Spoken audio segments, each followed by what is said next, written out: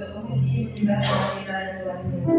Mari kita sama-sama siapkan hati dan berikan doa sama-sama dengan pujian menyembah dan memuji Tuhan. Haleluya.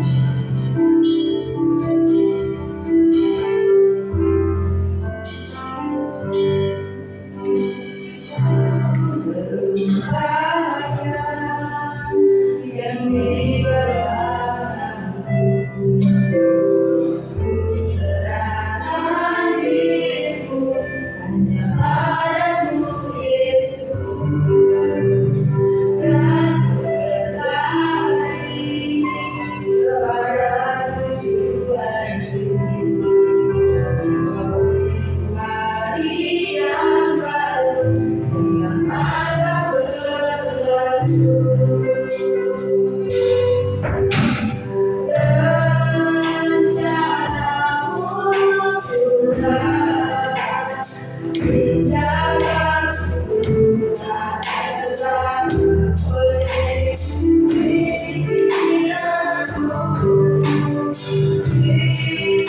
firman-Mu dan air sumber kehidupan. Kau berkatakanku, kau terbaik bagiku.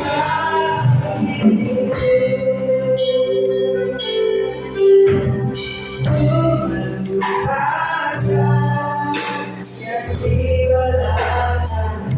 yang di belakangku, ku serahkan diriku hanya padamu Yesus, dan ku berlari kepada tujuanku. Kau beri hari yang baru dalam mata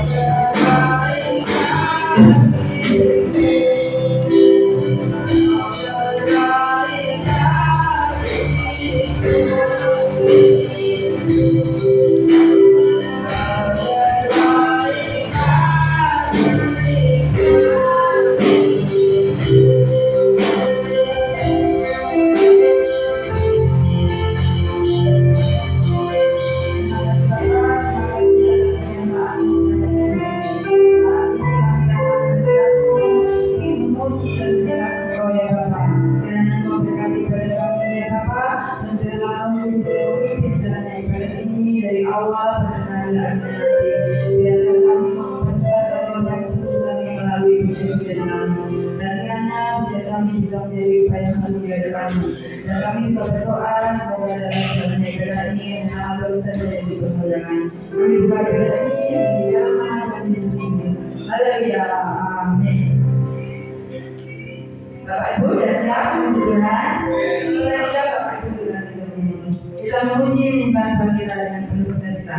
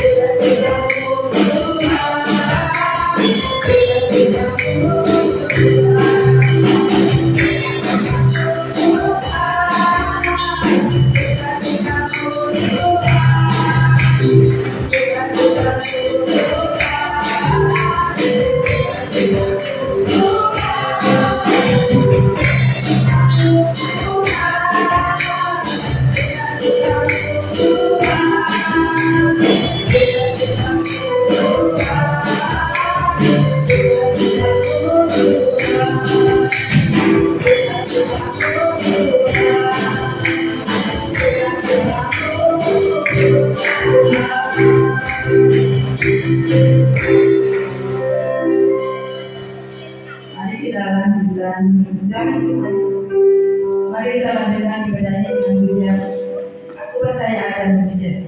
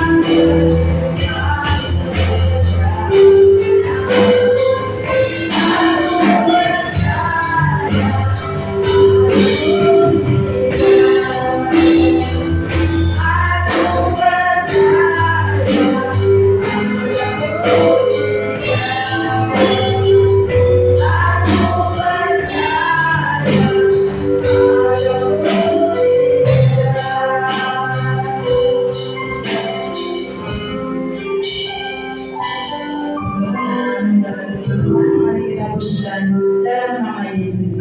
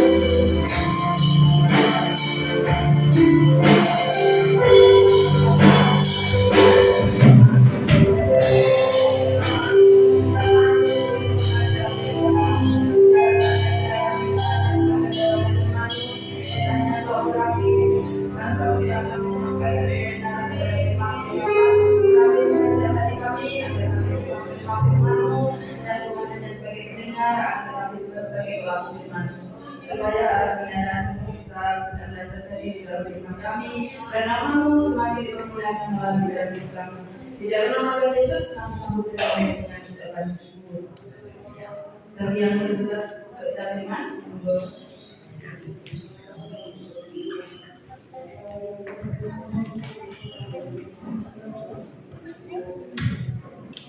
Shalom.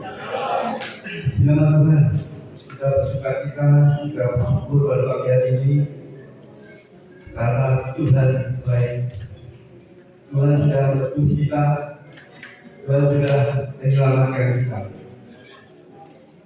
Kita buka di dalam 1 Petrus pasal 1 ayat 1 sampai 5.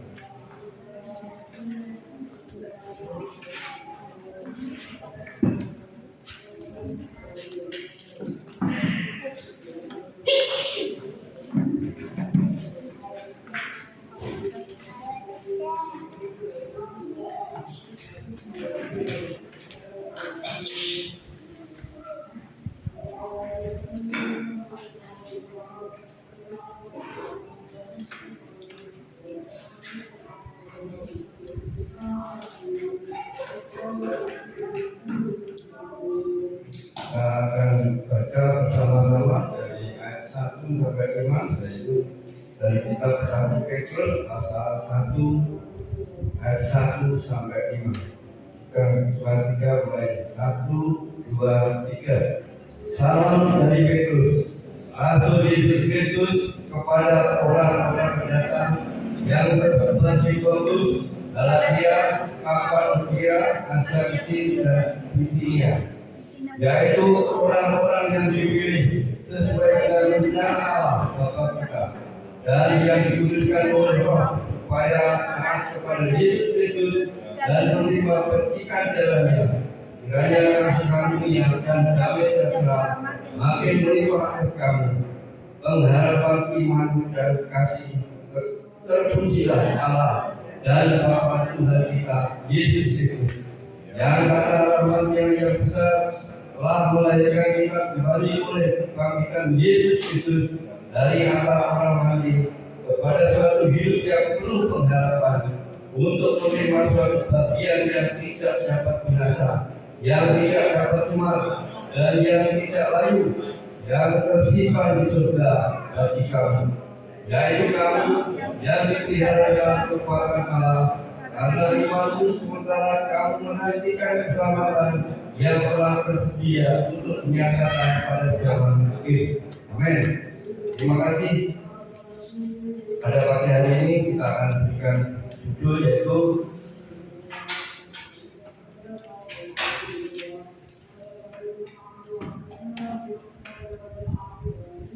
Dunia Petrus. Kita semua tahu bahwa Simon Petrus itu adalah orang yang paling pemberani di antara murid Yesus. Makanya dia dikenal juga sebagai pemimpin dari rasul-rasul itu. Kalau kita kembali ke belakang, sebenarnya siapakah Petrus itu? Petrus itu sebenarnya orang biasa, yaitu nelayan, pekerjanya mencari ikan di danau. Tapi jalannya besar, jadi menjalan ikan bersama saudaranya Andreas. Dan akhirnya dipanggil Tuhan, mengikut Tuhan, menjadi murid-murid Tuhan. Dan ketika Petrus itu mengikut Tuhan, dia pun seringkali juga mengalami kegagalan, yaitu kegagalan di dalam pemimpinannya, imannya. Misalnya dia itu mau setia, akhirnya menyangkal juga. Dia terbukti menyangkal Tuhan itu 3 kali. Tapi dia tidak berhenti di sana. Beda dengan Yudas. Kalau Yudas ketika mengalami istilahnya menjual Tuhan, dia tidak langsung bertobat, dia malah menjauh. Akhirnya dia frustasi bunuh diri.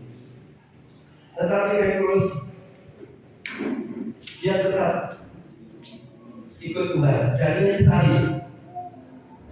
Berarti janji saya itu saya ingkari sendiri. Kalau dulunya saya tidak akan menyangkal Tuhan, tetapi nyatanya ketika Yesus diadili, Petrus adalah dia tetap mengikuti tapi dari jauh, bahkan tidak mengaku dia murid Yesus.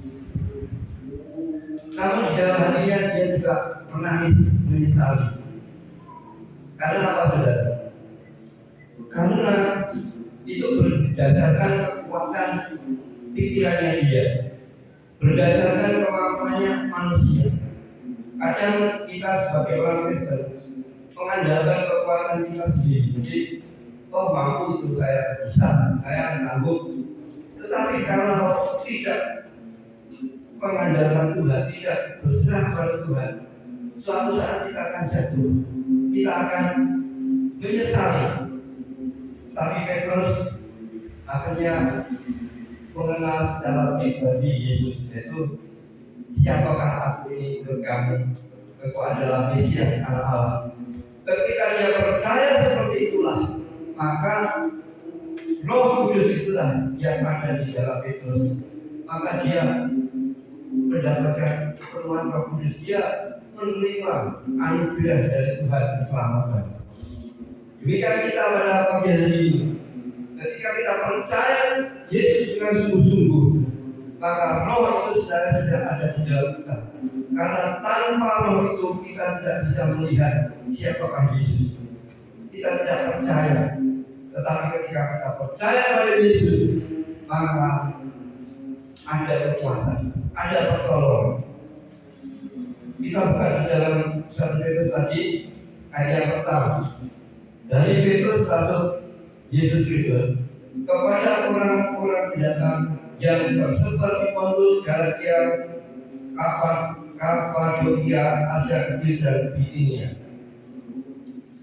Petrus di dalam pelayanannya yang akhir-akhir, pada saat itu orang Israel mulai tercerai berai karena dijajah bangsa Romawi. Dan setelah nanti bangsa Romawi itu kadang itu sabar, kadang itu kejam. Bahkan ketika pemimpinnya Kaisar Nero itu sangat kejam sekali. Orang Kristen dimusuhi, dibunuh. Bahkan orang yang beragama Kristen dianggap musuh negara pada saat itu. Petrus di dalam pelayanannya, bahkan dia dipenjara di dalam masa akhir-akhirnya di penjara. Dia sempat menulis surat. Dia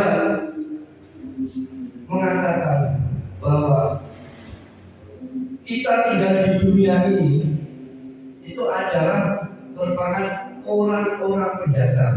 Jadi saat ini kita ada di dunia ini orang-orang pendatang.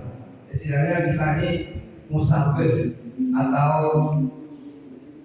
tamu di dalam dunia ini.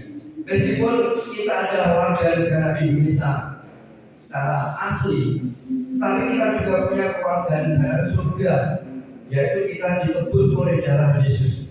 Kita sudah dikuduskan, disucikan, kita layak mendapat warisan hidup kekal di surga. Jadi di dunia ini kita ini sifatnya mampir mobil sementara, saudara. Kalau namanya sementara, ya tentunya kalau orang bepergian ke misalnya ke luar negeri, Singapura atau Hong Kong, dia pasti tujuannya apa? Mencari uang untuk memenuhi kebutuhan ekonomi. Ketika dia sudah dapat, ya pulang ke negara asalnya. Demikian kita di dunia ini adalah pendatang, kita adalah musafir, orang yang dalam bahasa Jawa boro, istilah mampir mobil. Artinya kita ini jangan sampai di dunia ini menomorsatukan. Jadi istilahnya kalau kita cinta dunia, apapun yang menjadi keinginan kita puaskan. Tetapi satu hal, kita adalah warga negara surga. Bagaimana kalau kita menjadi warga negara surga? Ya kita di dunia ini sekedar istilahnya mencari ekonomi secukupnya. Jangan sampai kita ekonomi akhirnya Tuhan ditinggalkan. Semua pasti membutuhkan uang, itu pasti saudara. Tapi ketika kita mencari uang itu jangan sampai sama dengan orang dunia. Kalau orang dunia itu terus mengumpulkan, akhirnya waktu ibadah lupa, bahkan waktu ibadah itu tidak sempat. Karena kita adalah orang pendatang atau warga negara surga, maka kita harus mengumpulkan harta surgawi, harta yang tidak layu, harta yang tidak rusak, bahkan harta yang kekal. Saya minta tolong bacakan Filipi 3 ayat 20. Semoga yang sudah menentukan Filipi pasal 3 ayat 20.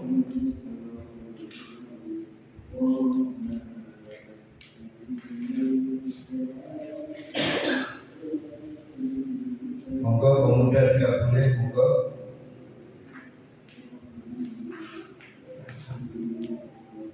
Filipi 3 ayat 20 ini bunyinya, karena kewargaan kita adalah di dalam surga, dan dari situ juga kita menantikan Tuhan Yesus Kristus sebagai juru selamat.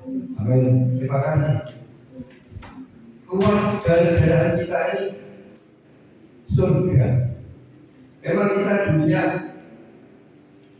jatuh dalam dosa, tapi karena kita percaya Yesus dengan sungguh-sungguh, maka kita ada jaminan hidup kekal, ada jaminan keselamatan.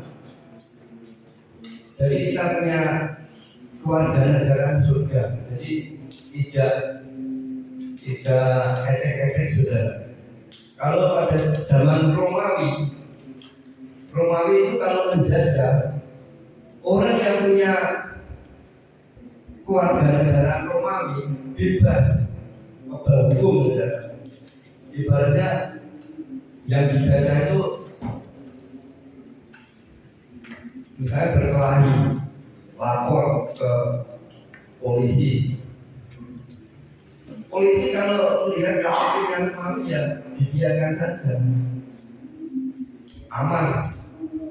Seperti bangsa kita pernah dijajah Belanda. Kalau Belanda itu mau mengambil harta kekayaan rakyatnya mau lapor, nggak ditanggapi saudara, karena dianggap kelompok yang nomor 2, nomor 1-nya adalah penjajahnya. Kalau kita punya kewarganegaraan surga, itu tidak bakal hilang, tidak bakal rusak. Karena apa? Karena Tuhan sendiri yang berjanji. Ketika kita percaya dengan sungguh-sungguh kepada Yesus, maka kita otomatis menjadi warga negara surga. Dulu Petrus itu namanya Simon. Setelah dia percaya mengaku Yesus adalah Mesias, maka dipanggil Tuhan Kepas. atau Petrus, bahasa Yunani-nya Petros, artinya batu karang.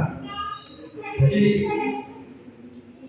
Petrus sampai hari ini dijadikan di atas makamnya itu dijadikan gereja Katolik yang ada di rumah Saranda. Jadi gereja yang besar. Karena di atas batu karang ini akan dibangun bait Allah. Sebenarnya nabi yang sebenarnya bukan di atas Petrus, tapi di atas kebenaran yang dimiliki Petrus. Jadi karena Petrus punya iman yang kuat, dia mengaku Yesus adalah Mesias, Anak Allah. Itulah yang menjadi dasar yang benar, dasar yang kuat, sehingga di atas iman ini akan dibangun bait Allah, dibangun rumah-rumah Tuhan. Dan rumah Tuhan yang sesungguhnya adalah hati kita. Gereja merupakan rumah Tuhan secara fisik, tetapi rumah Tuhan yang sesungguhnya adalah hati kita masing-masing. Itu bagaimana kita menempatkan Tuhan di dalam hati kita itu. Sudahkah menjadi yang nomor satu? Sudahkah menjadi yang terbaik? Kalau Tuhan ditinggikan, Tuhan di nomor satukan, maka Tuhan akan menolong kita, akan bertindak. Beda dengan murid-murid Yesus ketika berlayar. Yang namanya terlalu bersemangat, saking gembiranya, akhirnya Tuhan gimana tidak dihiraukan. Bahkan dia percaya, saya mampu kok, seperti ini hal biasa, seperti ini adalah pekerjaan saya, enteng kecil. Tapi namanya badai, namanya musibah, datangnya tidak disangka-sangka.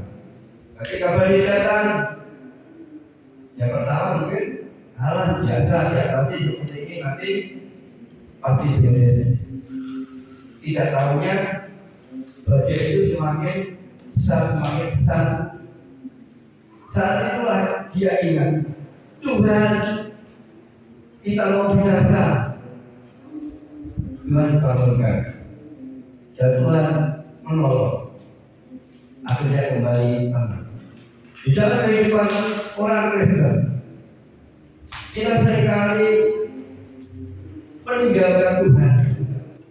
Meskipun kita sudah ada jaminan keselamatan, jaminan hidup kekal, bukan berarti kita berhenti sampai di sana, sampai di sini saja.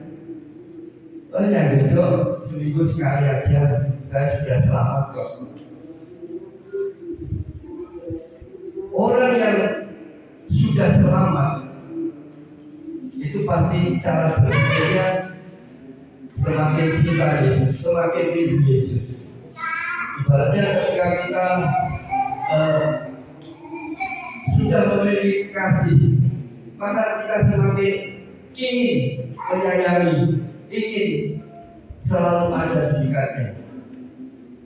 Itulah gambaran dari orang yang sudah diselamatkan. Jadi makin hari makin cinta Yesus, makin hari makin ingin menggali.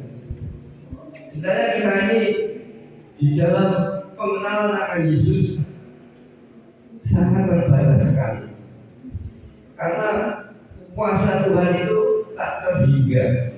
Jadi yang manusia, pikiran manusia itu kemampuannya cuma kecil.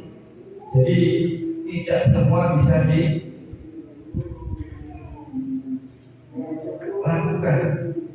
Tanpa Yesus kita tidak bisa. Yang kedua, yaitu orang-orang yang dipilih sesuai dengan rencana Allah, Bapa kita dan yang dikuduskan oleh Roh, supaya taat kepada Yesus, Kristus dan menerima percikan darahnya, kiranya kasih karunia dan damai sejahtera melimpah atas kamu. Jadi orang-orang yang dipilih, firman Tuhan dikatakan banyak yang dipanggil, sedikit yang dipilih. Kalau kita termasuk orang yang dipilih, kita bersyukur sekali, kita senang. Sebenarnya Tuhan itu memanggil kepada semua orang. Bahkan ketika Tuhan itu datang mau menyelamatkan orang pilihannya itu menolak, bahkan menyalibkan dia. Sebenarnya bangsa pilihan itu adalah Israel, keturunan Abraham, Ishak dan Yakub. Itulah orang-orang yang dipilih Tuhan. Tetapi karena dia menolak, dia berpandangan, dia punya keinginan. Kalau Tuhan datang, Tuhan akan membela bangsa Israel, akan menjadi raja di negeri Israel dan bisa mengalahkan musuh-musuhnya. Tetapi kenyataannya kan tidak. Yesus datang memang dia sebagai raja, tetapi bukan raja seperti dunia yang inginkan, tetapi dia raja di atas segala raja. Dia raja yang penuh kasih. Jadi berbeda dengan keinginan bangsa Israel. Bangsa Israel maunya dia menjadi raja yang sanggup mengalahkan musuhnya. Tetapi ketika Yesus mengajarkan sesuatu, kalau kau ditampar kiri-kirimu, berikan kiri kananmu, bangsa Israel pikirnya, ya kalau seperti itu ya mati. Jadi kalah. Itu secara duniawi.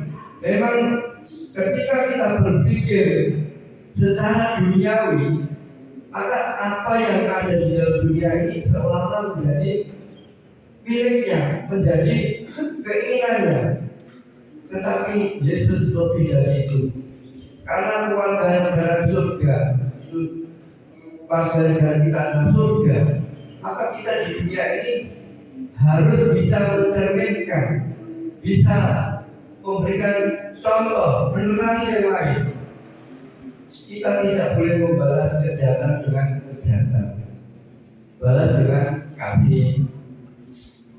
Kasihlah dirimu sendiri, kasihlah sama manusia seperti dirimu sendiri. Jadi sebenarnya ini saja kalau kita terapkan itu masih belum bisa komplit, saudara. Apabila saudara mengasihi yang lain itu seperti diri kita sendiri, ya pasti ada perbedaannya. Firman Tuhan mengajar seperti itu. Contoh saja, kalau kita ingin memberikan baju dalam rumah tangga, kalau kita mengasihi seluruh keluarga, pasti kita berikan semua. Itu bukti kasih. Tapi kadang kamu anak-anak yang agak murah, suaminya kamu yang dewasa dibeli yang mahal, itu aja sudah sebenarnya nggak sama kasihnya. Tapi itu biasa, karena anak-anak mungkin diberikan yang mahal, sebentar lagi juga tidak muat, kadang gampang kotor, gampang rusak. Itu pasti ada pertimbangan di dalam keluarga itu. Jadi ketika di dunia sebagai pendatang, maka jangan sampai kita ini cinta kita ini melebihi kasih Tuhan. Jadi jangan sampai mungkin kita hari ini ibadah, ya kita berdoa kepada Tuhan, Mungkin secara manusia kalau kita memaksakan itu tidak saudara. Tapi kalau didasari cinta sama Tuhan, ingin bertemu sama Tuhan, maka itu adalah hal yang menyenangkan, adalah suatu kerinduan yang ada damai sejahtera. Kalau saudara hari ini mungkin mencari damai di mana-mana, dapat saudara, tapi tidak kekal saudara. Damainya cuma sementara. Jadi jangan sampai kita ini mengikuti pola hidup dunia. Jadi pola hidup dunia itu kerja, cari uang, rekreasi, santai, nonton TV, lihat HP. Hal itu tidak sama saudara. Tetapi kalau di dalam praktiknya meninggalkan yang utama, meninggalkan tugas kita sebagai warga surga, maka ya menjadi salah. Ibaratnya kita ini memuaskan keinginan daging, sedangkan keinginan rohani kita sedikit sekali. Jadi tidak imbang saudara. Jadi secara daging kuat, tetapi secara roh kita lemah. Jadi kita tetap setia apapun. Jadi Petrus ketika menghadapi aniaya bahkan di penjara, dia masih menulis surat menasihati jemaat, dikirim ke Galatia, Kapadokia, Asia Kecil dan Bitinia. Jadi Petrus itu masih menulis karena pada saat itu orang Kristen dianiaya.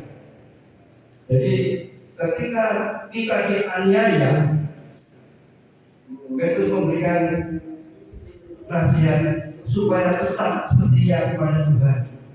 Jangan sampai kita ini meninggalkan Tuhan, karena kewarganegaraan yang sebenarnya ada di surga. Jadi di dunia ini kita ada tantangan, ada ejekan, ada kesukaran yang harus kita hadapi. Bahkan Petrus siap untuk dianiaya. Jadi Romawi itu orang Kristen saat itu yang pemimpin-pemimpinnya ditangkap, mau dibunuh. Petrus mau disalib. Petrus bilang, saya tidak layak disalib seperti Tuhanku. Saya mau dibalik saja. Jadi kalau melihat salibnya Petrus itu kepalanya di bawah, jadi kakinya di atas. Dia menjadi martir karena orang saat itu mempertahankan imannya itu menghadapi dengan taruhannya nyawa saudara. Tapi Petrus karena Roh Kudus dia tidak takut, karena mati adalah keuntungan. Hidup untuk Tuhan, mati adalah keuntungan. Untungnya apa saudara? Kita ketemu Tuhan, kita meninggalkan masa yang sukar di dunia ini. Pekerjaan di dunia sudah selesai. Kita lanjutkan di dalam Petrus 1 ayat 3, 1 Petrus 1 ayat 3. Terpujilah Allah dan Bapa Tuhan kita Yesus Kristus, yang karena rahmat-Nya dan yang besar telah melahirkan kita kembali oleh kebangkitan Yesus Kristus dari antara orang mati kepada suatu hidup yang penuh pengharapan. Jadi kita harus lahir kembali supaya kita selamat. Kita harus lahir kembali. Nikodemus dia bertanya, bagaimana saya yang sudah tua ini bisa dilahirkan kembali? Ya memang secara manusia kita nggak mungkin lahir kembali secara bayi menjadi bayi, nggak mungkin. Tetapi artinya kita ini lahir di dalam rohani kita. Kita memang yang sudah memiliki dosa, kebiasaan yang tidak baik, harus dilahirkan kembali menjadi seperti bayi yang masih bersih suci, sehingga perbuatan-perbuatan yang lama itu kita tinggalkan. Seperti ketika orang baptis itu, orang mau dibaptis itu tandanya pertobatan. Jadi ketika ditenggelamkan itu seluruh kehidupannya, seluruh perbuatan yang jahat dikuburkan dan dibangkitkan bersama Yesus, dibangkitkan dengan sifat-sifat yang seperti Yesus, yaitu penuh kasih, sukacita, damai sejahtera, suka memberi, suka menolong, mengakui, banyak sifat-sifat seperti Yesus. Jadi kita lahir bersama Yesus menjadi orang-orang kepunyaan Allah, orang-orang yang menjadi warga negara surgawi dan hidup penuh pengharapan. Jadi ketika kita sudah lahir baru, kita juga dituntut untuk memiliki hidup yang penuh pengharapan. Jadi namanya orang sudah lahir kan masih kecil dan hidup bertambah-tambah, kita hari di pengharapan kita semakin hari semakin bertambah. Mungkin dulunya saudara ke gereja itu cuma mendengarkan firman Tuhan, memuji Tuhan kalau mau. Makanya harus ada peningkatan. Kalau dulunya cuma memuji Tuhan, ya kita harus belajar. Mungkin hari banyak ya, jadi lagu-lagu di YouTube, di Google itu banyak. Kita bisa download, kita bisa belajar. Kita memuji Tuhan, kita semangat. Karena ketika kita memuji Tuhan, maka suasana itu akan menjadi lain, menjadi sukacita. Bahkan kalau namanya orang sedih itu susah untuk memuji Tuhan. Ya pasti bisa tapi nggak fokus saudara. Ya cuma sekedar aja. Tetapi kalau kita memuji Tuhan, bahkan kita menjadi pelayan Tuhan, baik BL baik singer, itu suatu peningkatan. Jadi saudara jangan merasa beban, tetapi merasa kebutuhan. Jadi saya harus melayani Tuhan sesuai dengan kekuatan kita. Saudara bisa memuji Tuhan, saudara bisa tampilkan, saudara bisa memberikan dengan kekuatan, saudara harus berikan.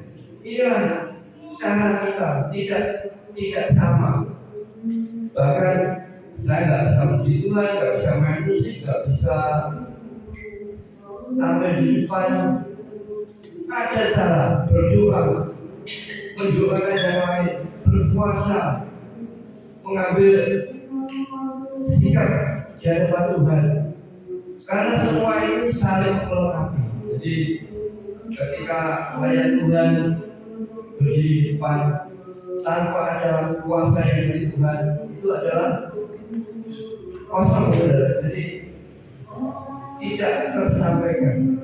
Tetapi karena kita sebagai keluarga Tuhan yang bersatu, saling melengkapi, meskipun satu dengan yang lain tidak sama, tapi namanya tubuh, tangan, kaki, kepala, mata, ya tidak sama, tapi saling menolong. Tidak mungkin saya membaca firman Tuhan dari mulut mengatakan, dari pikiran mengatakan, dari tangan. Ini ada tindakan yang seirama, seperti rutinitas itu ada. Saudara yang terkasih, pengharapan yang dari Tuhan itu adalah luar biasa. Kita adalah merupakan orang-orang yang sudah diselamatkan, sudah ditebus. Maukah saudara menggunakan waktu-waktu ini untuk melayani Tuhan?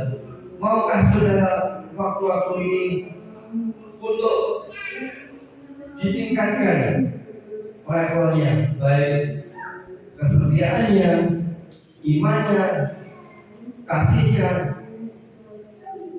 dan lain-lain. Kita buka di dalam Yohanes 3 ayat 3, mohon bantu dibacakan. Yohanes pasal 3 ayat 3.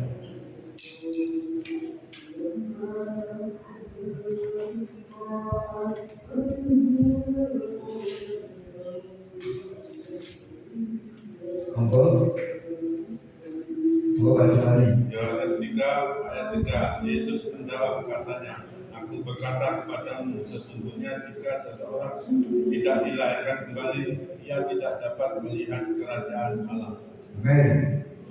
Ini firman Tuhan. Jadi ketika kita tidak dilahirkan kembali, kita tidak bisa melihat kerajaan surga.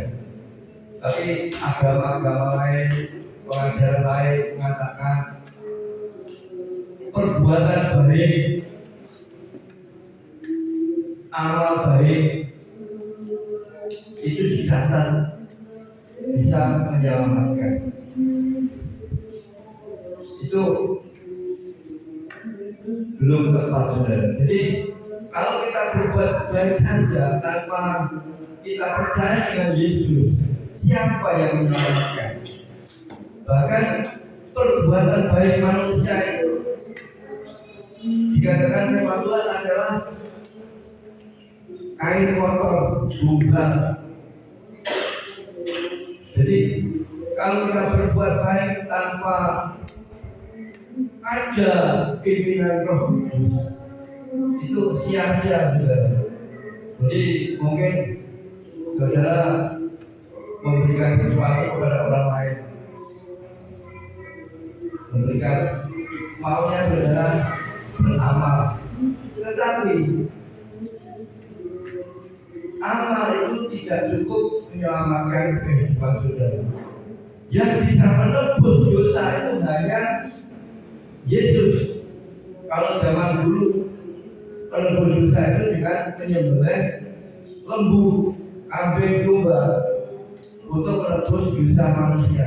Tetapi dosa itu tidak semakin sedikit, tetapi semakin bertambah. Bahkan dia cuma menebus dosa itu sebagai rutinitas. Tiap tahun membawa korban, tiap tahun melakukan dosa. Tetapi yang Tuhan Yesus lakukan, Dia adalah korban yang paling sempurna. Dia tidak bercacat dan bercela, Dia tidak berdosa, karena Dia adalah Tuhan. Jadi memang Yesus itu Allah yang turun ke bumi. Dia menjadi seperti manusia, tapi sebenarnya Dia juga Tuhan. Orang di luar kita susah. Yesus kok dikatakan Tuhan, Tuhan kok diperanakan oleh manusia. Sebenarnya kalau kita melihat cerita yang lebih lanjut, Dia itu roh dikandung oleh seorang perawan. Dia bukan diperanakan manusia, hanya melalui. Jadi roh Tuhan datang kepada Ibu Maria. Maria akan mengandung. Maria belum bersuami, dia mengandung roh yang dari Tuhan, yaitu Yesus itu. Dan ketika Yesus di dunia, tidak satu pun dia melakukan dosa. Dan mungkin ketika dia mau dilempari batu, mau dirajam, dia pergi. tetapi dia pun tetap mengajarkan kebenaran, menyembuhkan. Kuasa Yesus itu sanggup menyembuhkan, memulihkan. Masalah kita apapun yang menjadi tantangan kita, Yesus sanggup menyembuhkan.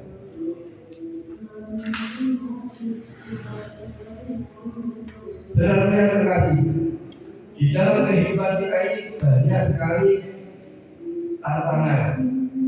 Jadi kita buka di dalam Petrus pasal 1 Petrus 1 ayat 4, untuk menerima suatu bagian yang tidak dapat binasa, yang tidak dapat cemar, dan yang tidak dapat layu, yang tersimpan di surga bagi kami.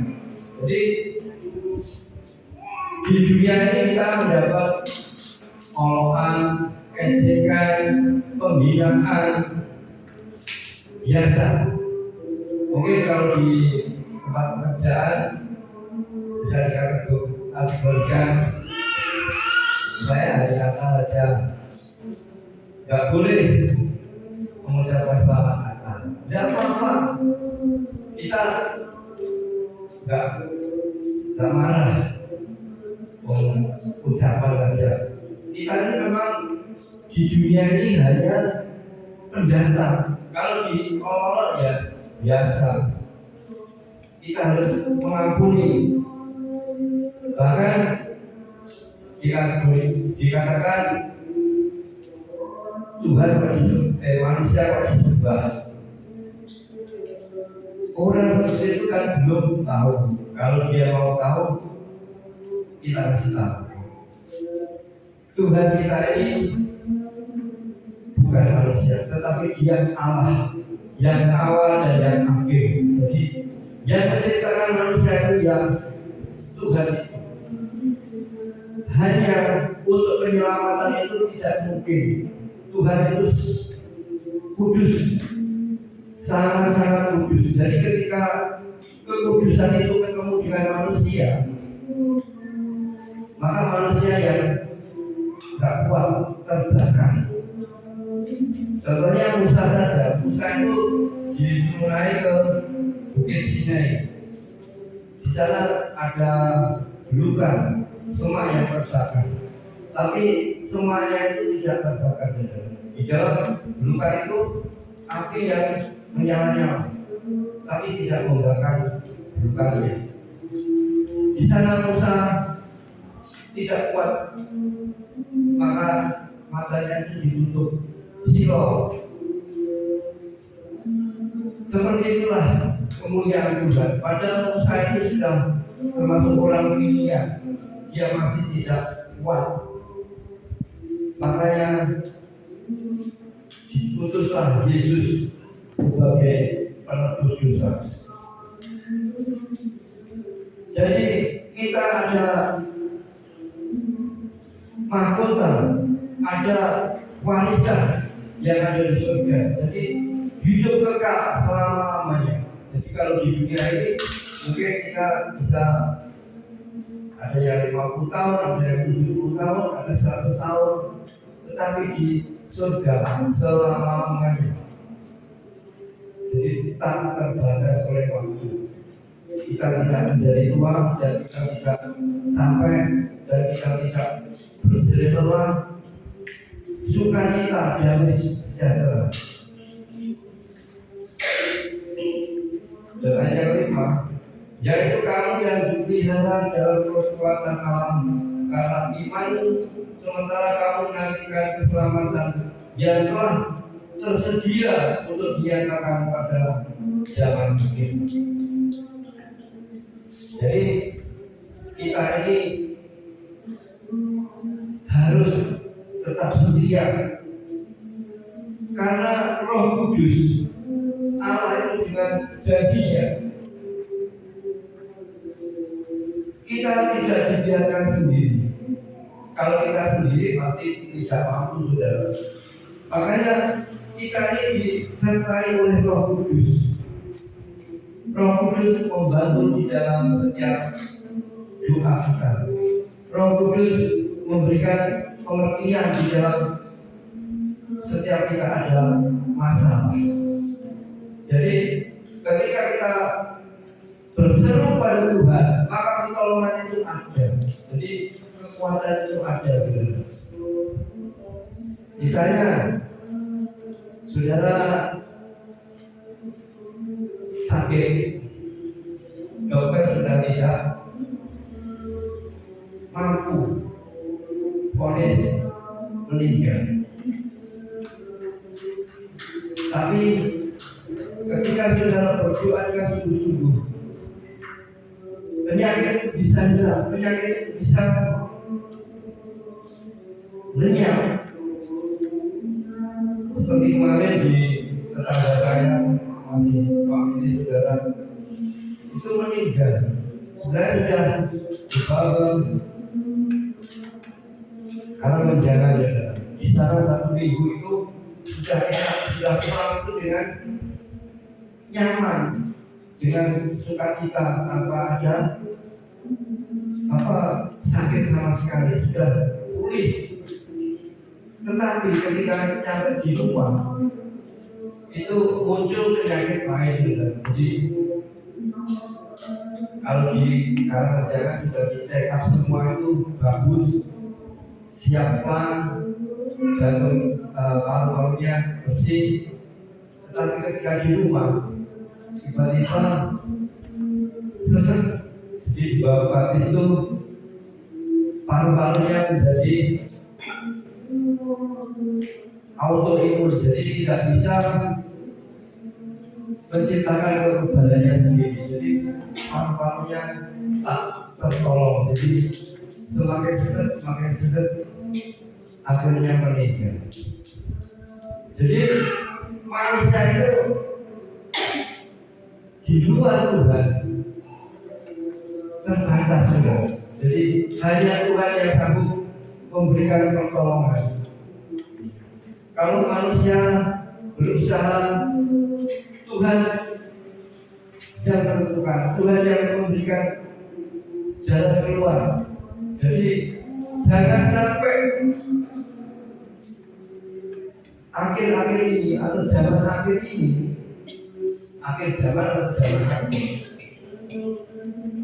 Sebenarnya kalau akhir zaman itu sudah finish ya, akhir zaman sampai akhir sudah finish. Tapi kalau zaman akhir, ya, namanya zaman akhir masih ada sisa beberapa waktu bisa. Jadi zaman itu awal, tengah, akhir. Jadi kalau namanya zaman akhir masih ada beberapa waktu. Jadi waktu ini tidak lama. Jadi jangan sampai kita ini pada akhir zaman ini kita meninggalkan Tuhan. Justru malah sebaliknya, kita harus mendekat kepada Tuhan. Kita harus semakin setia, semakin peka dengan suara Tuhan. Mungkin ketika kita berdoa, kita ingin, saya ingin ke saudara saya ingin mengunjungi, ya segera saja.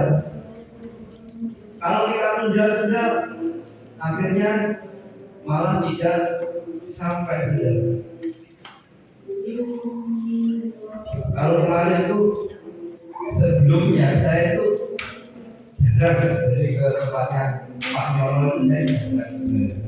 Tapi pada saat itu saya ya mungkin seminggu sebelumnya, sebelum dibawa ke rumah sakit, saya ke sana, dia itu tidur. Saya cuma duduk sendiri di ruang tamu, terus bapak di belakang. Tidak usah dibuka Pak, ya saya santai kok. Akhirnya mungkin setelah setengah jam atau lebih bangun. Saya tanya gimana keadaannya. Aku cuma lemes. Namanya lemes itu ya sakit, jadi harus di check up. Kalau saya itu memang kalau sakit ya pertolongan pertama dulu lah, juga obat-obat yang di toko itu. Tapi kalau sudah 1 minggu nggak sembuh, ya jangan dipaksakan. Berarti itu lebih berat, sakitnya lebih, tingkatannya lebih tinggi. Harus penanganan dokter atau puskesmas. Padahal Pak Nyono itu sudah 1 bulan, dia tidak bisa bangun, cuma duduk aja pusing. Tapi dia tidak merasakan macam-macam capek-capek aja.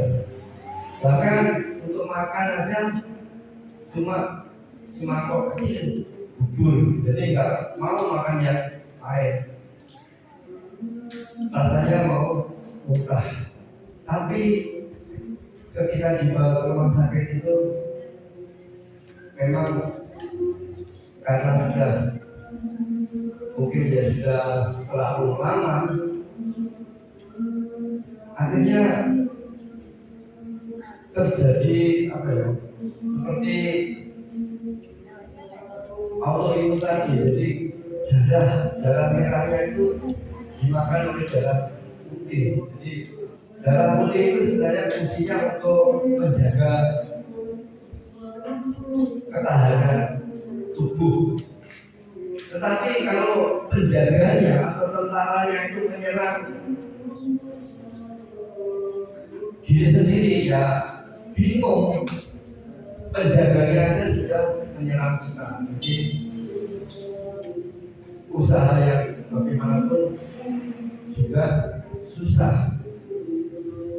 Puji Tuhan, pada pagi hari ini kita diingatkan oleh Tuhan, kita punya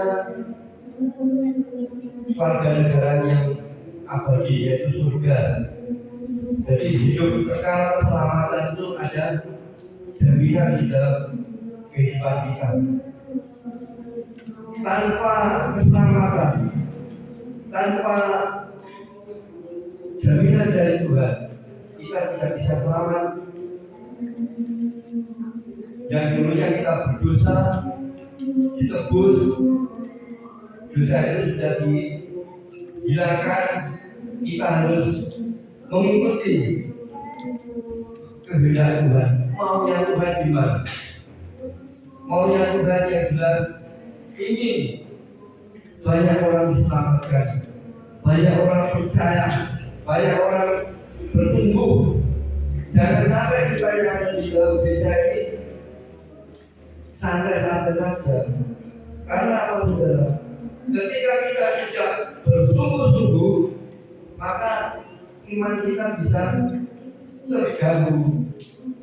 Ibaratnya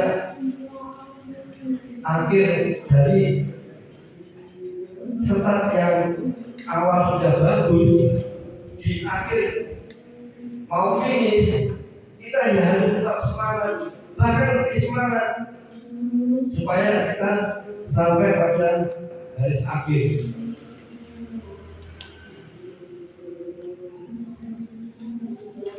Jadi gereja hari ini jangan sampai mengutamakan kenyamanan materi. Jadi boleh kita ini mencari uang boleh, tapi jangan sampai itu di nomor satukan. Firman Tuhan dengan jelas, carilah dahulu kerajaan Allah dan kebenarannya, maka semuanya itu akan ditambahkan kepada kamu. Itu juga sering saya katakan dengan istri saya. Padahal kemarin waktu Kamis, dia itu pekerjaannya banyak sekali. Saya tahu, saudara, bahkan sampai jam 1, jam 2 itu belum tidur. Pulang sekolah itu sudah jam 5, paling seperti jam 4 itu belum mengerjakan di rumah. Memang waktunya itu sibuk sekali.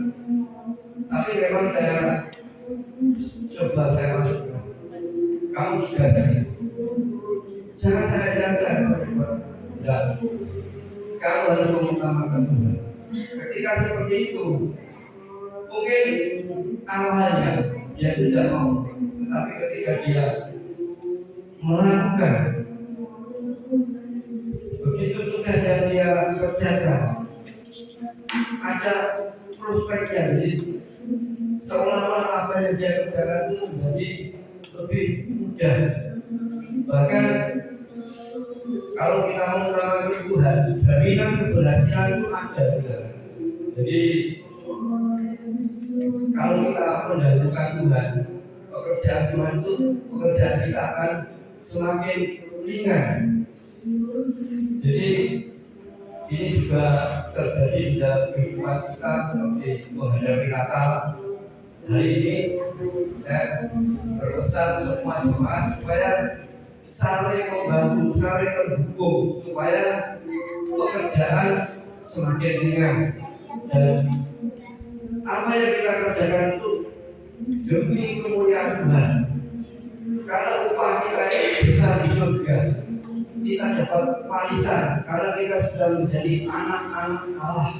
Kita dapat jaminan keselamatan. Jadi ketika jaminan keselamatan itu ada di dalam kita, maka kita sebagai anak-anak Allah, sebagai orang-orang percaya, kita saling mengasihi, saling menolong, saling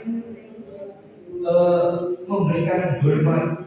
Jadi setiap perkataan, setiap tindakan jangan sampai menyakiti. Kalau bisa harus membangun satu dengan yang lain. Tapi kalau yang lain belum mau, kita berikan. Tetapi intinya kita bekerja untuk Tuhan, berjuang untuk menyukseskan pekerjaan Tuhan. Nanti yang di depan kita nanti para panitia Natal, seksi-seksinya akan didoakan oleh Bapak Gembala. Jadi mulai hari ini nanti semua dikukuhkan, dianggap sudah resmi untuk bekerja. Jadi bisa bekerja secara mungkin mapan, bisa bekerja dengan tim yang masing-masing. Apa yang menjadi tugas kita harus terima, harus bersyukur. Jadi masing-masing ada bagiannya. Nanti kita akan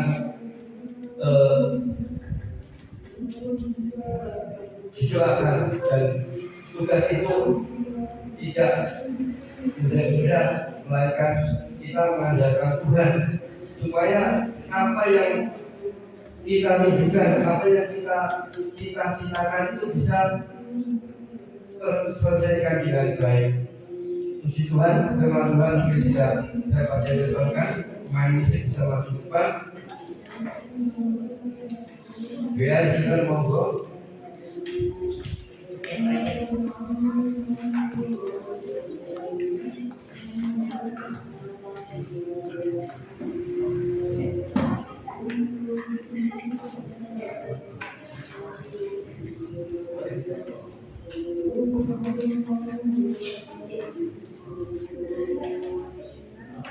Kita berkata yang seperti itu. Semakin mendapatkan ini kita menyembah Dia.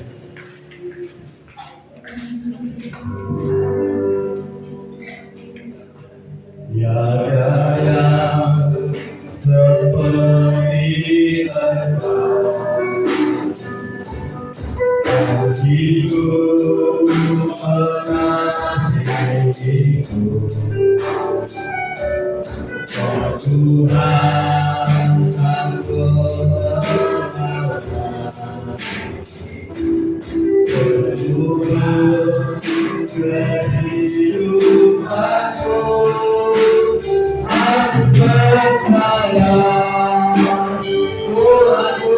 ada, berpuluh jalan berikanku. Aku percaya Tuhanku datang, berpuluh jalan memberkatiku.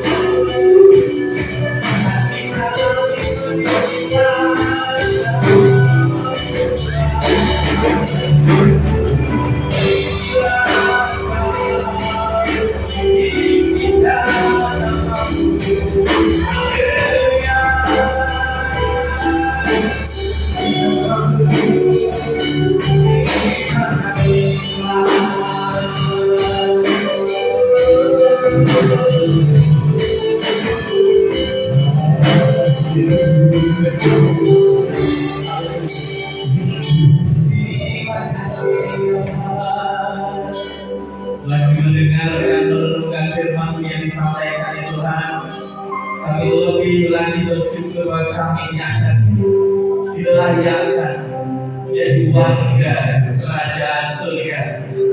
Kalau di dunia ini kami disebutnya WNG, orang yang pasrah, tapi kami warga negara surga. Kami sangat berbahagia. Tuhan Yesus, terima kasih untuk firman yang Kau lakukan pagi hari ini bersama-sama.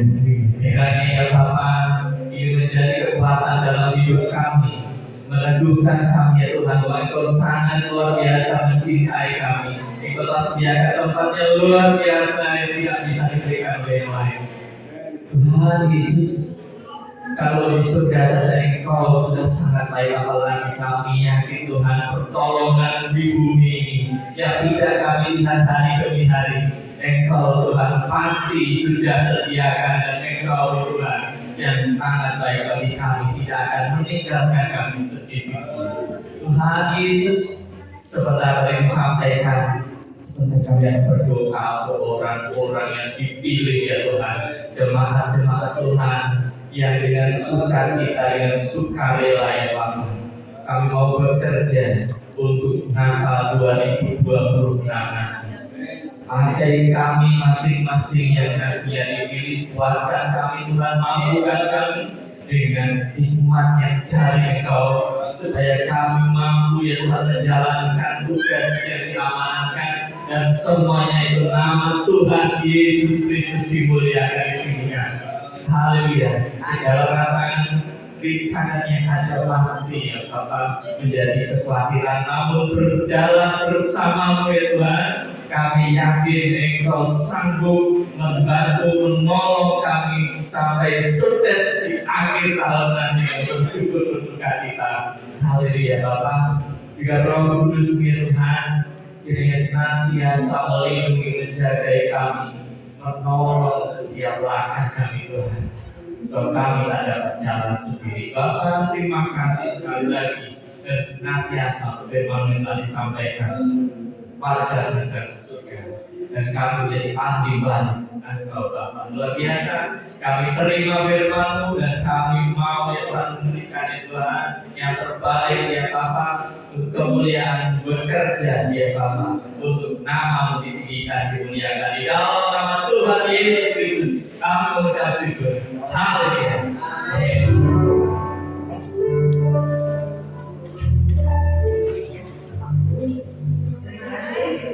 Yang luar biasa, semoga firman yang kita dengar hari ini bisa menjadi kekuatan dan dorongan setiap hidup kita.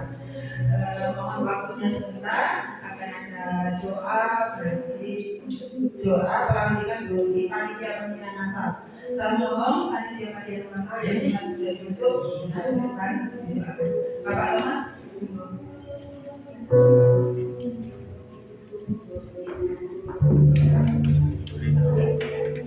Saya membacakan silakan ya. Ketua Pak Gandul, monggo maju ke depan langsung. Wakil Ketua Pak Jumali, Bendara Buati, Sekretaris Bu SD Bulan, Dekorasi Saudara Yesaya dan Bunda, musik Pak Emmanuel, diwakili pemusik, perlengkapan Pak Daniel dan kaum pria,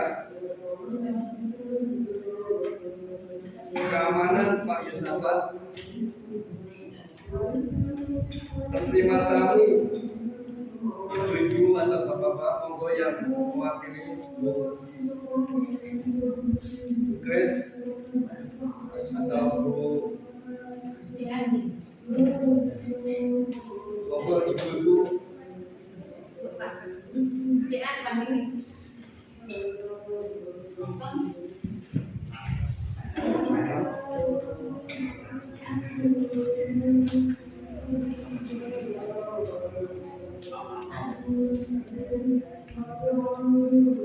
Jadi perlengkapan Pak Daniel dan kaum pria diwakili Pak Wanto. Bu Wanto.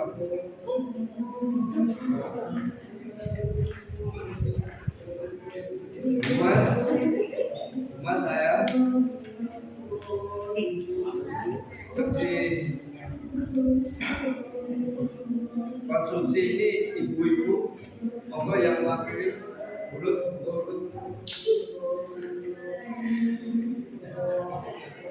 Buana Bu Mariana dan ibu-ibu acara, seksi acara di saya betul ya, nanti di Bantu Pemuda multimedia Pak David,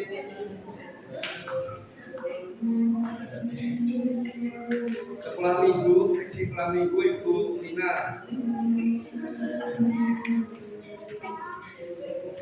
seksi doa Bu Kristiani ya, mungkin bisa dibantu Chris.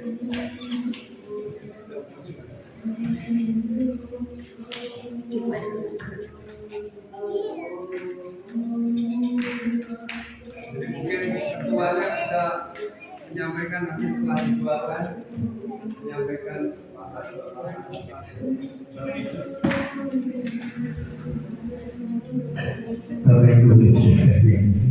Tuhan, inilah orang-orang yang dipercaya untuk menangani perayaan Natal di tahun 2020. Jadi Bapak Ibu Saudara, kegiatan pelaksanaan Natal itu tidak hanya dibebankan kepada Bapak Ibu Saudara yang sudah pandai dan percaya untuk melakukan, tetapi ada kerjasama yang lain. Karena dengan bekerjasama yang baik itu yang akan membawa satu hasil, ya, satu hati yang untuk mendatangkan puji dan hormat kemuliaan bagi nama Tuhan. Dan oleh karena itu seberapa yang sudah ada waktu yang tidak ada, mereka itu cukup mewakili yang tidak hadir pada saat pagi hari. Dan oleh karena itu kami berharap Bapak Ibu menghadap ke sini ke depan ke saya. Jadi WhatsApp bisa dijadikan WhatsApp mungkin. Nah, ya, memang Bapak Ibu Saudara yang dikasihi Tuhan, mungkin kali ini orang kaya biasanya.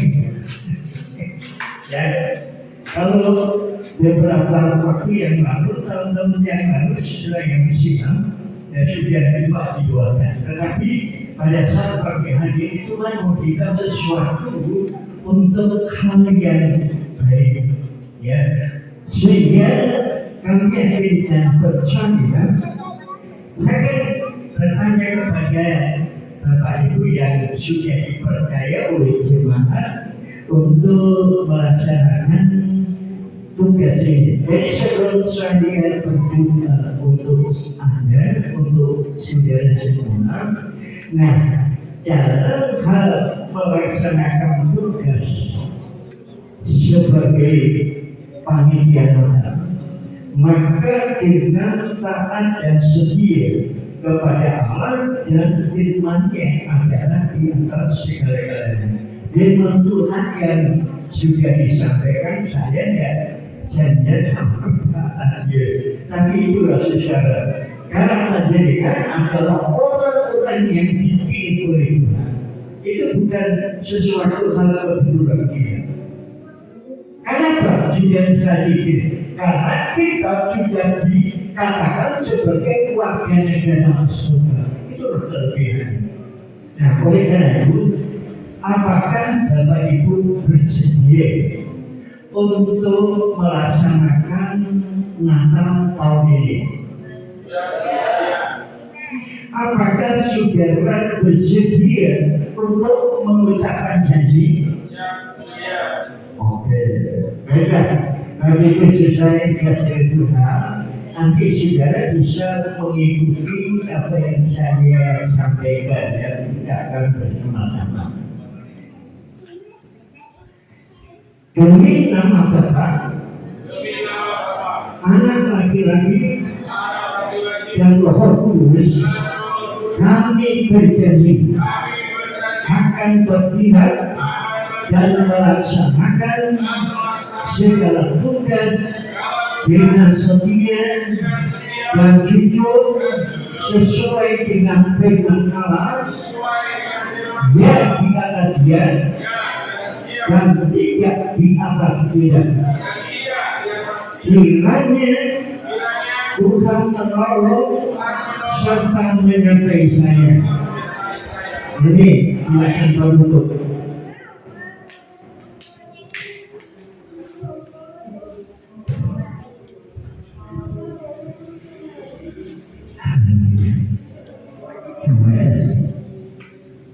Damai sejahtera Allah yang melampaui segala akal dan pikiran, itulah mengawali hati dan pikiran saudara dalam menjalankan tugas kepanitiaan saudara. Kiranya kasih karunia Allah dan anugerah Tuhan Yesus Kristus serta persekutuan Roh Kudus akan menyertai saudara pada pagi hari ini sampai Maranatha.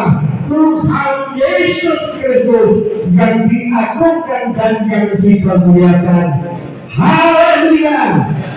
Amin. Tuhan silakan bagi Tuhan. Kami sampaikan selamat bekerja dan sukses Tuhan dipermuliakan.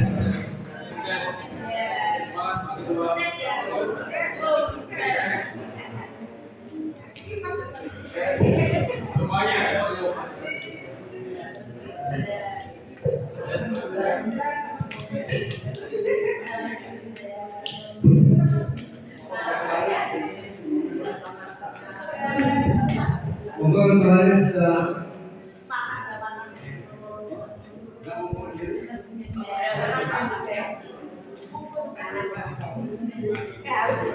puji Tuhan, banyak sudah siap ngomong, tapi puji Tuhan nanti bapak-bapak ini pengumuman ya setelah kita dilantik. Terima kasih puji Tuhan, sukses. Dan ini ada pengumuman bagi bapak-bapak saja ya, jadi nanti menutup bekas itu apa namanya, jadi menutup dengan bata merah. Nanti apa namanya mau ditempel di sana. Jadi nanti terutama Pak Manto sebagai tukangnya bisa hadir, mungkin setelah gereja ini bisa pulang dulu dari baju, nanti balik ke sini. Siap ya? Ibu-ibu kalau mau datang ya boleh. Terima kasih.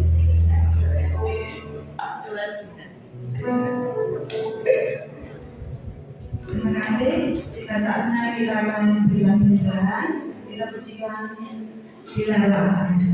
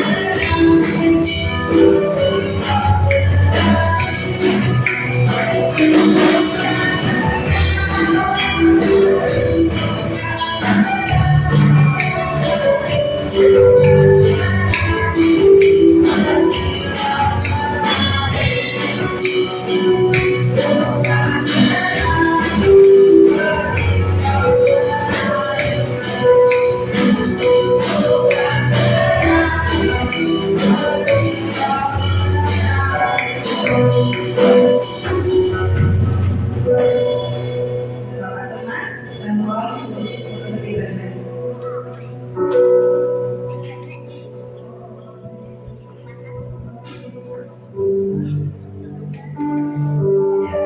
Bagaimana jadi Bapak Ibu setelah berjaringan resminya sudah dilantik, habis tidak bagaimana bisa memberi pencari waktu yang lebih untuk membedakan Natal yang akan tidak datang itu seperti apa. Nah, oleh karena itu dia yang menjadi kehidupan kami supaya nanti dari seluruh pengurus itu atau mungkin pengurus inti itu bisa mengadakan pertemuan kawasannya untuk menentukan tanggal berapa yang kita selenggarakan dan bagaimana wujudnya Natal yang akan kita laksanakan. Karena waktu itu sebenarnya dikasih Tuhan, makanya seperti apa yang saya katakan. Jadi beberapa waktu atau 2-3 tahun yang lalu, ya memang pada waktu banyak ada yang tanya, terus muatan harus ngomongin biayanya kilo, kalau di duit. Nah, saya nggak bisa jawab saudara, yang itu Tuhan, ya, karena kalian daripada Tuhan. Nah, oleh karena itu saudara segala sesuatu, kalau nanti kita bicarakan bersama, kita rancangkan bersama, supaya apabila ada pertanyaan dari jemaat di luar gereja kita, jadi saya bisa menjawab. Ya, jadi ya saya itu adalah kerja daripada panitia. Bahkan ada anak-anak Tuhan yang jemaat yang berbeda dari dua, dan mereka itu yang menjadi pendukung tentang penganiayaan dana. Jadi Bapak Ibu yang dikasihi Tuhan, jangan sampai dalam hal ini itu hanya merupakan satu pertanyaan nyabut. Ya itu untuk baca keterangan orang dari mana yang jadi Bapak Ibu, bahkan pada waktu pertemuan dari jemaat kemarin banyak pertanyaan, kenapa habisnya pemasangan kambing? Ya itu berkata itu menjadi pertanyaannya. Ya. Jadi dia Bapak Ibu secara dengan segala kejujuran, kesetiaan kita kepada ketaatan kita kepada Tuhan, maka semuanya kami memuji besar ya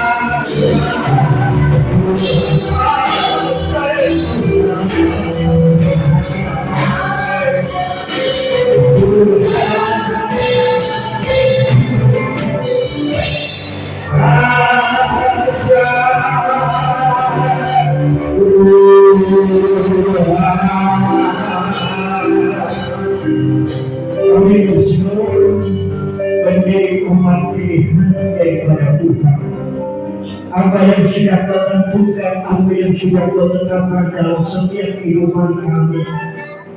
Itu bukan pilihan kami, tetapi itu merupakan panggilan yang daripada Tuhan sebagai warga negara surga.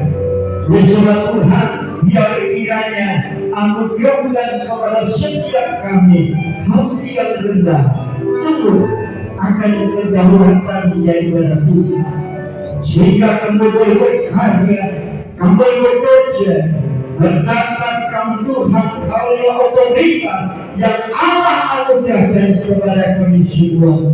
Memberkati hamba-hamba yang sedang ambil bagian pelayanan pagi hari ini, bersikap lihat pemain musik, firman Tuhan, hamba yang menyampaikan firman Tuhan dengan roh pewahyuan daripada Tuhan, bersambungkan mampu Tuhan multimedia, berkati pelayanan mereka hari bertambah hari, berkenan dan menyukakan hati daripada Tuhan, sehingga nama Tuhan dipermuliakan.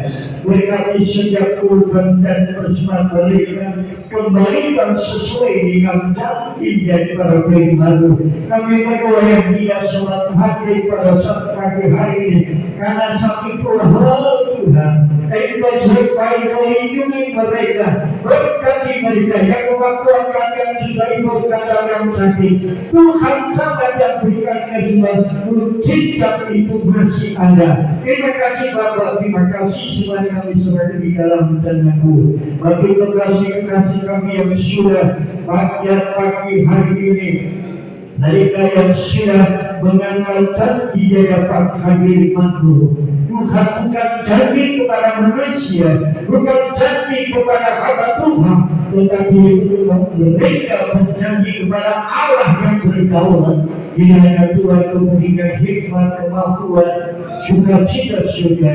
Ada satu kerjasama yang baik akan mendatangkan puji dan hormat kemuliaan bagi nama Tuhan. Berkati setiap kita dan pekerjaan mereka. Anak, ladang, sawah, tanaman, teman, toko, warung dagangan, usaha dan kau tidak suaraan mereka. Tuhan memberkati. Sehingga dengan berkat itu Tuhan, kami pakai, kami gunakan untuk hormat dan kemuliaan bagi nama Tuhan. Terima kasih Bapak di surga, berkat dan sambungan firman sampai curahkan di dalam tanganmu. Yang Tuhan tetap memberkati kami dan menjadikan kami saksi daripada Tuhan. Sekarang kita lagu yang dikasih Tuhan. Angkatlah kedua belah tanganmu. Terimalah berkat rahmat anugerah Allah Bapa, cinta kasih sayang kepada putra yang tunggal Yesus Kristus, penyertaan penghiburan di dalam kuasa Allah Kudus dalam satu kesatuan apa akan kami duduk di dalam nama Tuhan Yesus Kristus, dan kita akan bawa pulang berkat ini dengan dan sukacita di dalam nama Tuhan Yesus Kristus. Kami sudah berdoa dan mengucap syukur. Haleluya, haleluya.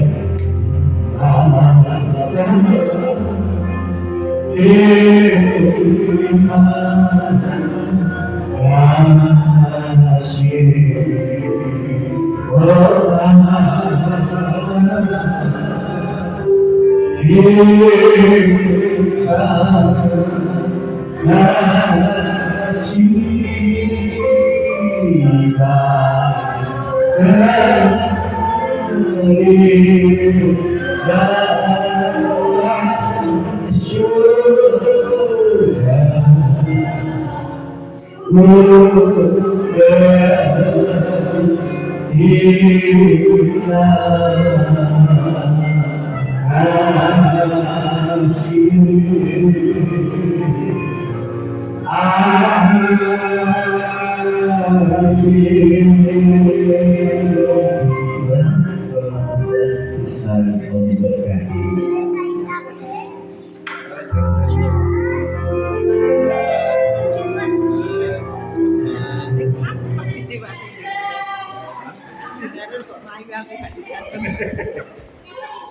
kasih.